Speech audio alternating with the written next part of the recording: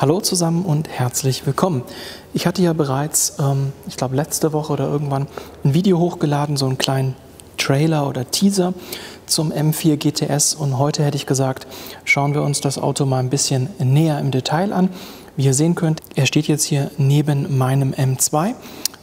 Die Autos sind prinzipiell sich relativ ähnlich, sowohl leistungstechnisch als auch in Sachen Tracktauglichkeit, nenne ich es jetzt mal, wobei man schon sagen muss, den M2 musste ich eben erst in diese Richtung bewegen bzw. modifizieren, und der M4 GTS bringt schon einiges mit, teilweise auch Dinge, die der M2 nicht hat, selbst im nachgerüsteten Zustand. Auf diese verschiedenen Dinge möchte ich jetzt heute eben ein bisschen eingehen und euch so ein paar Informationen geben, die ich jetzt über das Auto schon rausgefunden habe, wobei ich auch sagen muss, bin das Auto jetzt lediglich vom Händler hier in meine Halle gefahren. Das heißt, ich habe noch keine Zeit gefunden, das Auto nochmal separat ein bisschen zu bewegen. Allerdings war die Fahrt vom Händler in meine Halle eine etwas längere Fahrt, waren so rund 120 Kilometer, weil ich auch nochmal so ein kleines Schleifchen dann gefahren bin, um das ein bisschen auszunutzen. Das bedeutet also, ich habe jetzt noch nicht mega viel Erfahrung mit dem Auto, konnte aber dennoch einige interessante Dinge feststellen. Schauen wir einfach mal uns das Auto im Detail an.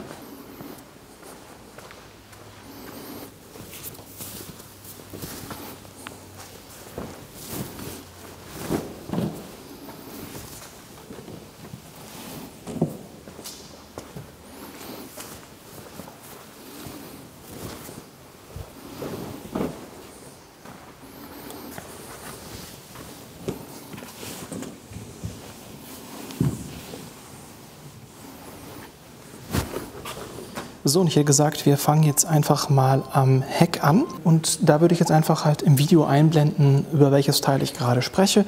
Ich hätte gesagt, wir starten einmal mit der Auspuffanlage. Hier bei dem M4 GTS ist anders als beim Competition-Modell eine Abgasanlage von Akrapovic serienmäßig installiert. Die Abgasanlage besteht aus Titan, und wie ihr sehen könnt, sind hier keine spezifischen Endplatten bzw. sind hier keine spezifischen Abdeckungen am Endrohr vorhanden, sondern eben einfach nur die Endrohre selbst.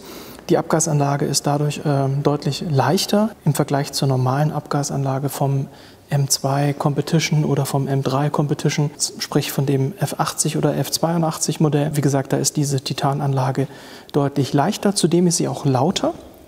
Da würde ich am Ende nochmal einen Kaltstart einblenden, beziehungsweise das Video dann mit einem Kaltstart ausklingen lassen, weil das wirklich sehr, sehr schick klingt. Auch auf der Straße, wenn man den im Sportmodus beziehungsweise im Sport-Plus-Modus bewegt, ist das wirklich, ja, ich finde es schön. Auf der anderen Seite ist es manchmal vielleicht ein bisschen unangenehm für die Leute drumherum, aber so ein Fahrzeug bewegt man ja nur sehr selten und dann auch nicht im normalen, sage ich mal, Alltagsumfeld. Bedeutet, das sollte eigentlich kein Problem sein. So, dann das nächste, der Kofferraumdeckel, der ist ebenfalls aus Carbon. Das ist auch nochmal besonders im Vergleich zu den normalen Modellen. Ihr seht auch hier diese OLED-Scheinwerfer, also vielleicht starten wir dann mit den OLED-Scheinwerfern, da zoome ich jetzt mal ein bisschen ran. Die sind also auch ganz spezifisch für dieses Modell, und soweit ich weiß, gab es die auch nur beim GTS. Das sind also hier so ganz dünne einzelne Plättchen, solche OLED-Streifen, sieht sehr, sehr schick aus, hat auch so einen sehr schönen dreidimensionalen Effekt, und wie gesagt, sieht man eben vor allem, wenn das Ganze dann beleuchtet wird.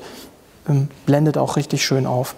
So, das zu den Rückscheinwerfern, wie gesagt, diese nochmal anders als beim normalen F80 bzw. F82. Und wenn wir jetzt nochmal ein bisschen rauszoomen, dann sehen wir auch, er hat einen Heckspoiler. Der Heckspoiler ist tatsächlich sogar verstellbar. Bedeutet, wir können den Heckspoiler hier sozusagen vom Neigungswinkel justieren. Der steht jetzt, soweit ich weiß, auf relativ flach. Genau, das ist jetzt die flachste Einstellung, die es bei dem Heckspoiler gibt. Und man kann ihn dann noch zwei Einstellstufen sozusagen anwinkeln und hat dann dadurch nochmal mehr Anpressdruck bei entsprechenden Geschwindigkeiten. Das ist sozusagen auch nicht Standard und ist auch besser als bei meinem M2 zum Beispiel. Da habe ich ja auch einen BMW Heckspoiler drauf aus dem Performance-Bereich. Der ist aber nicht verstellbar, und hier hat man eben die Freiheit, den Neigungswinkel nochmal zu variieren. Dann der Kofferraumdeckel, den habe ich ja bei meinem M2 auch über Performance-Parts aus Kohlefaser nachgerüstet. Man sieht es dem Deckel jetzt nicht an, weil er lackiert ist. Wenn wir aber innen reinschauen, ich blende jetzt hier gleich noch mal ein bisschen näher ran. Also hier ist er auch lackiert. Vielleicht hört es ja auch, also das hier ist tatsächlich kein normaler Blechdeckel, sondern Das hier ist auch entweder GFK oder CFK, genau weiß ich es nicht, weil es eben lackiert ist. Auf jeden Fall auch eine leichtere Variante. Und ja, wenn wir jetzt schon hier hinten sind, ich blende jetzt hier nochmal von der Seite ein, damit man das ein bisschen besser sieht. So, ich hoffe, man kann das jetzt einigermaßen auf der Kamera erkennen, dass wir dort eben, ich hoffe, man kann das erkennen, die Struktur von dem Lack, daran kann man schon ableiten, dass das eben kein normales Blech ist, sondern wie gesagt GFK, CFK, ich weiß es nicht genau, auf jeden Fall kein Blech. So, dann eine weitere Besonderheit im Vergleich zu den normalen Fahrzeugen. Die Batterie ist hier beziehungsweise der Batterietyp ist hier ein Lithium-Ionen-Batterietyp, das heißt, die ist auch nochmal leichter als bei den Standardmodellen. Ich weiß nicht, wie gut ihr das jetzt auf der Kamera erkennen könnt. Aber das ist, wie gesagt, eine Lithium-Ionen-Batterie. Ja, dadurch spart man sich eben auch noch mal ein bisschen Gewicht. Ist eben auch noch mal so ein bisschen ein Unterschied, wie gesagt, zu den normalen Modellen. Jetzt kommt das nächste Spannende hier im Kofferraum. Dafür muss ich allerdings ein bisschen umbauen. So, ich hoffe, man kann das jetzt einigermaßen erkennen. Heute ist leider nicht so richtig schönes Wetter. Das heißt, es fehlt so ein bisschen an der Helligkeit. Wenn wir jetzt hier reinschauen, erkennt man natürlich sofort, zumindest derjenige, der den klassischen Kofferraumbereich von BMW kennt, beziehungsweise vom F80 oder F82 oder auch vom F87, wie bei meinem M2 Competition. Der weiß, so sieht das hier normalerweise nicht aus. Wir haben hier einen Behälter für destilliertes Wasser, denn der Motor hat eine Wassereinspritzung. Bedeutet, die wird verwendet, um die Ansaugluft noch mal weiter runter zu kühlen und dadurch kann man noch mal ein bisschen mehr Ladedruck fahren. Das ist ein ganz ordentlicher Unterschied im Vergleich zum normalen Modell. Wie viel genau, weiß ich jetzt nicht mehr, blende ich euch ein. Habe ich mir irgendwo aufgeschrieben, aber heute meinen Aufschrieb vergessen. Ist auf jeden Fall ein signifikanter Unterschied, was das nachher noch mal an zusätzlichen Ladedruck bedeutet.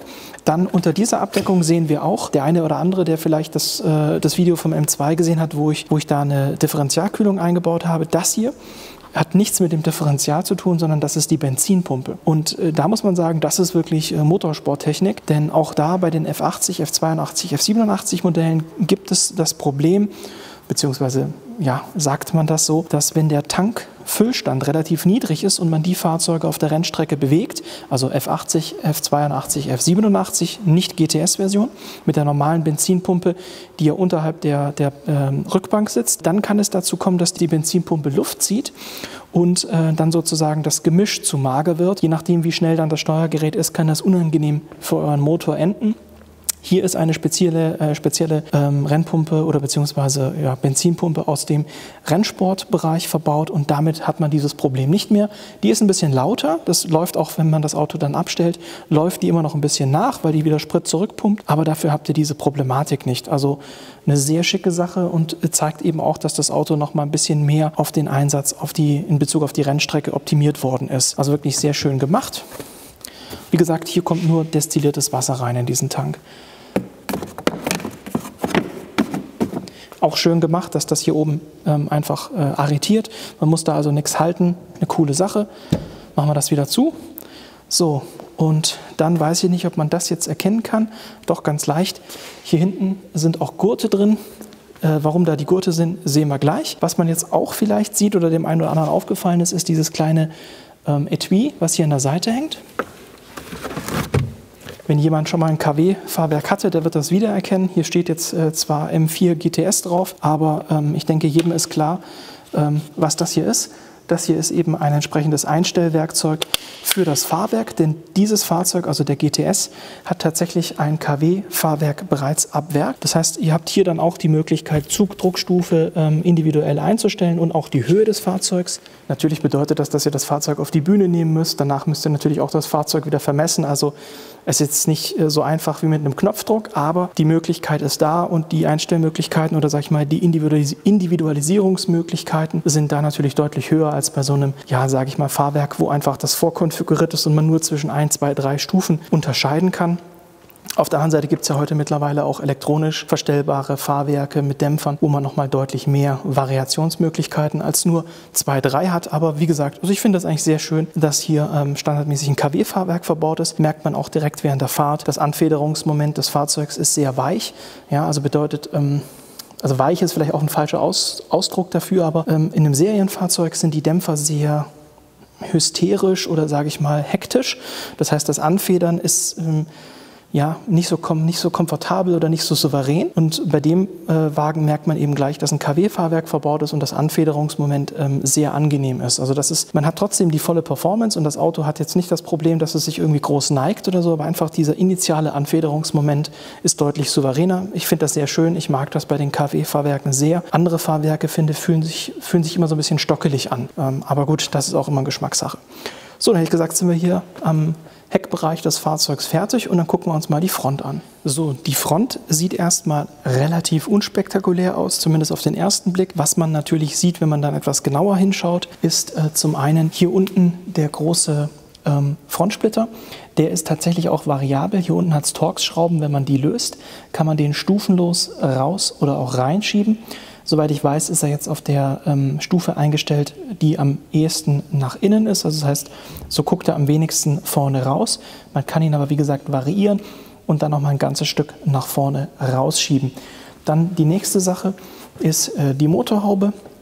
Hier kommt auch wieder Carbon bzw. GFK, CFK zum Einsatz. Ich glaube, es ist eine Carbonhaube, also sprich CFK. Sie hat standardmäßig sogar eine Entlüftung, was auch eben spezifisch ist für das GTS-Modell. Ich glaube, so eine Entlüftung gab es dann auch nochmal bei dem M2 CS, aber ansonsten haben die Motorhauben eben nur diesen Power Dome und hier ist jetzt nochmal zusätzlich diese Entlüftung mit dabei. Und dann hätte ich gesagt, schauen wir einmal jetzt mal in den Motorraum rein.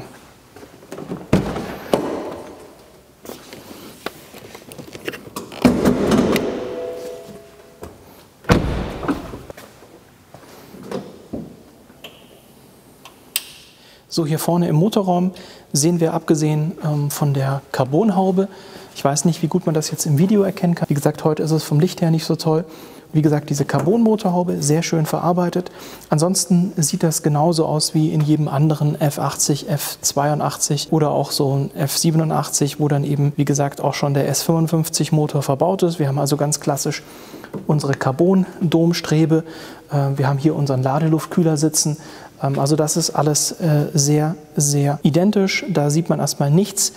Hier drunter verbirgt sich natürlich noch diese Einspritzdüse für die Wassereinspritzung. Die ist aber jetzt, wie gesagt, auf den ersten Blick nicht direkt auszumachen. Bedeutet, der Motorraum ist abgesehen von der Carbonhaube relativ identisch, beziehungsweise eigentlich identisch mit dem Motorraum von den normalen Modellen. Dann schauen wir uns hier die Reifen an. Das ist jetzt die Vorderachse und auch hier gibt es schon einen Unterschied zu den normalen Modellen.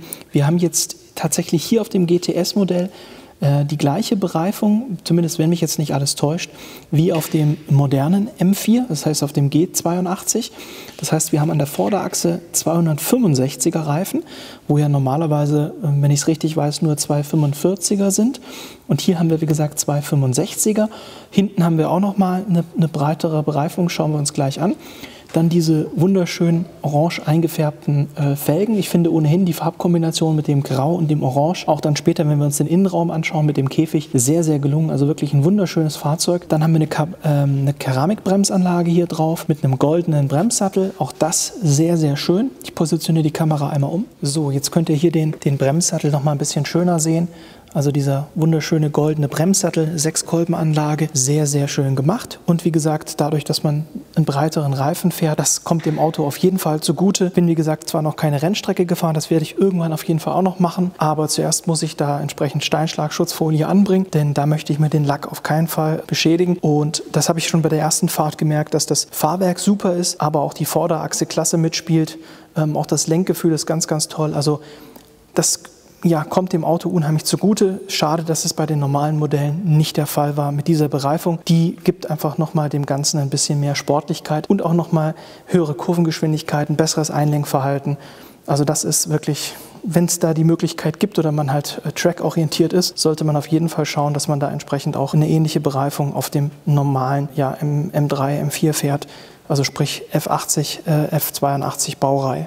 So, dann noch einmal ein Blick hier auf die Hinterachse. Auch hier, wie gesagt, haben wir einen etwas breiteren Reifen. Hier ist es ein 285er, Auch das ist nicht Standard. Da ist Standard, glaube ich, ein 265er drauf auf dem normalen Modell, wenn ich mich richtig erinnere. Also auch das tut dem Auto richtig gut. Hinten haben wir nur 4 Kolben, aber das ist ja, also die Anlage ist, hätte ich gesagt, identisch zu der Anlage, die ich an meinem M2 fahre. Einfach nur, dass sie golden ist von der Lackierung her, aber wie gesagt, steht dem Auto auch sehr, sehr gut. Und jetzt hätte ich gesagt, werfen wir einen Blick in den Innenraum. So, das ist jetzt der Innenraum. Wie ihr sehen könnt, hier sind standardmäßig Schalensitze drin, genauer solche von Recaro, natürlich mit dem BMW-Branding, aber eigentlich sind es Recaro-Sportsitze. Und was wir auch sehen, die Mittelkonsole, ich versuche das im Video so ein bisschen zu highlighten, die ist eben hier auch eine ganz andere. Man hat zwar noch den iDrive-Knopf, man hat aber in der Mittelkonsole keinen Stauraum mehr. Die ist sozusagen deutlich eingedampft und man hat auch kein Ablagefach irgendwie fürs Handy in der Mittelkonsole, sondern das ist alles rausgefallen, um da nochmal Gewicht zu sparen. Man hat zwar noch 2 Cupholder, aber mehr ist dann auch nicht mehr vorhanden. Dann haben wir eben so ein Stitching auf dem Armaturenbrett für GTS. Das werde ich jetzt auch nochmal highlighten. Dann ist das Armaturenbrett an und für sich eben beledert. Das ist auch nochmal ein Unterschied zum Standard. Das muss man sonst immer eben extra dazu kaufen. Hier ist das schon mit dabei. Dann die Schalensätze, das schauen wir uns gleich nochmal genauer an im Detail. Hat man auch die Möglichkeit, einen 6-Punkt-Gurt zu verwenden. Die lagen ja hinten im Kofferraum. Das Armaturenbrett ist ein bisschen anders gestaltet, also sprich die Bedienelemente, da gucken wir gleich auch nochmal ein bisschen näher drauf. Ansonsten ist halt das Lenkrad auch nochmal mit Alcantara bezogen, allerdings ohne den OLED-Display. Es gab ja oder gibt ja auch ein Lenkrad mit einem OLED-Display, was ich eigentlich sehr schön finde, ist aber hier jetzt standardmäßig nicht drin. So, nochmal ein anderer Blick in Richtung Innenraum, was hier auch ganz klar zu erkennen ist und anders ist die Seitenverkleidung. Auch hier gibt es kein richtiges Verkleidungsteil mehr, sondern nur noch so ein grobkorniges oder so sage ich mal, offenporiges Carbonabdeckung.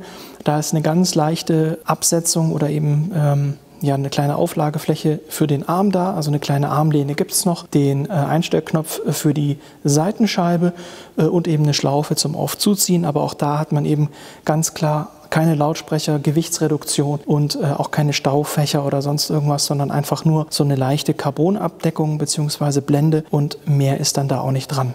So, jetzt befinden wir uns auf der Fahrerseite. Und wie gesagt, ich hatte es ja eben schon mal erwähnt, was eben hier auch ein bisschen anders ist zum normalen Modell, ist eben dieses mit Alcantara bezogene Lenkrad. Dann hier kann man auch noch so ein bisschen erkennen die Mittelkonsole, die eben anders ist. So, jetzt haben wir hier noch mal ein bisschen einen anderen Blick auf die Schalensitze. Wie ihr sehen könnt, das sind einfach Pole Position von Recaro mit so ein bisschen M-Stitching. Und was wir auch erkennen können im Hintergrund ist eben der Käfig. Bedeutet, da ist komplett ab Werk ein Käfig drin, auch mit Befestigungspunkten, um dann nachher den 6-Punkt-Gurt daran festzumachen. Die Rückbank ist komplett weg. Was wir auch haben, wir haben einen Feuerlöscher im Fahrzeug, der ist direkt unterhalb des Kreuzes vom Überrollkäfig. Also ist wirklich sehr, sehr schön gemacht, auch wieder mit diesem Orangeton. Und jetzt schauen wir nochmal in Richtung Mittelkonsole. Da können wir jetzt eben sehen, wie gesagt, die Mittelkonsole ist eigentlich gar nicht mehr existent, sondern nur noch so eine kleine Abdeckung bzw. so eine kleine Blende, die eben dann auch mit Alcantara bezogen ist und die sozusagen die eigentliche Mittelkonsole ersetzt. Wo wir jetzt auch noch mal einen Blick werfen, ist wie gesagt auf die Instrumente in der Mitte bzw. auf das Bedienteil in der Mitte, denn auch hier ist es leicht anders gestaltet, weil wir einfach verschiedene Sachen, so Komfortfunktionen in diesem Sondermodell nicht haben. So wie ihr sehen könnt, hier das Bedienteil. Das ist auch ein bisschen abgespeckt, das heißt, hier haben wir jetzt weniger Funktionen, als das in den normalen Modellen der Fall ist.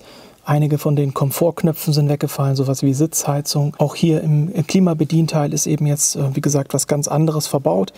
Hier dann nochmal ein Blick, wie gesagt, auf diese beiden Cupholder, die es noch gibt. Abgesehen davon hat man keinen weiteren Stauraum mehr im Fahrzeug. Leider jetzt wieder ein bisschen dunkel. Dann gibt es eben hier dieses entsprechende GTS-Stitching im Armaturenbrett mit dem Alcantara-Bezug, den es hier hat.